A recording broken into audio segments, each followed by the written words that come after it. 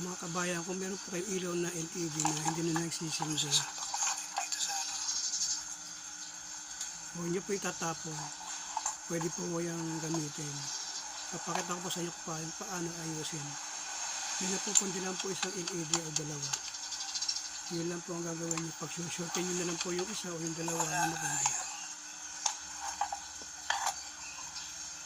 Makikita po yun dyan, meron ako hinihinang na dalawang LED na ayaw na magsindi. Gawin niyo po, pag shortin nyo na lang po yung dalawang yun. Yun lang po, gagana na agad. Kung meron naman kayong battery ganyan, titesterin nyo lahat para malaman nyo kung alin ang pundi. Hanapin nyo lang yun po yung positive at saka negative. Huwag nyo pong titignan nyo pong maigay kung baka mabaliktad yung positive negative pag nag-testing kayo. Yan naman po, iilaw lahat yan pagka walang pundi. Pag na ginagawa ko, ayan. Isa-isahin nyo po yung bumbilya.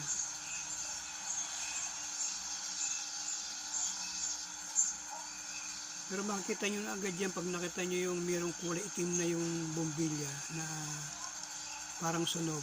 Yun na yun, sigurado na yun. Kalimitan po, isa, dalawa ang napupundi. Tapos, kung may panghinang kayo, hinangin nyo na lang.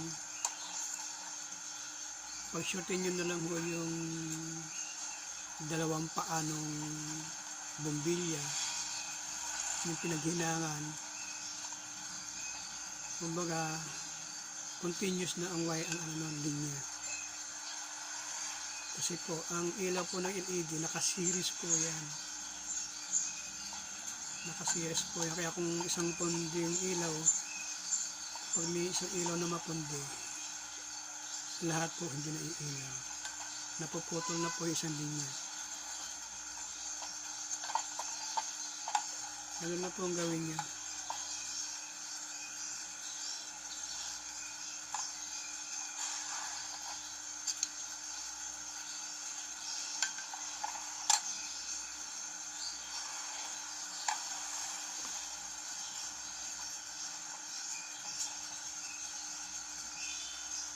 Itong ginagawa ko ito, dalawang LED ang napundi.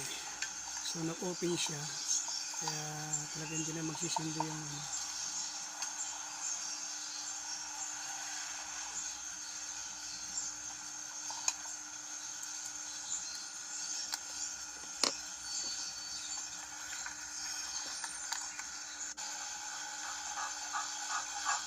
Kaya po, hindi po kasama yung langaw dyan. Maraming langaw na dumadapo. Kasama na rin yung kaulang aso na nasa likod ko. Makulit si Macau.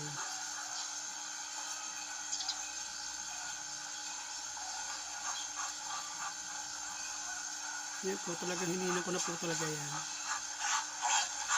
Nakita ko lang po kung paano gawin. Ayun, galit na si Macau.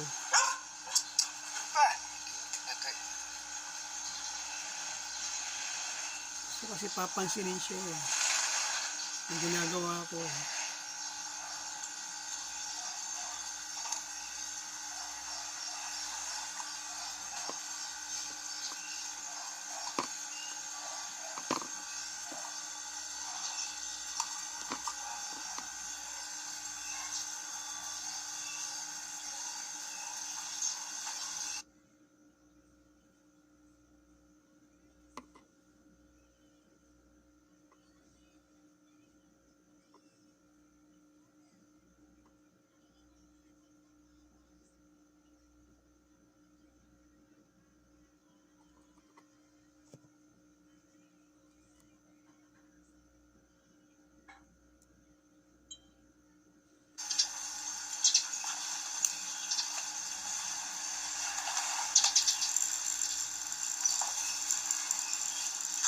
Kaya po, umilaw na. Iingay lang kasi Macau talaga. Kakabit na natin yan sa taas.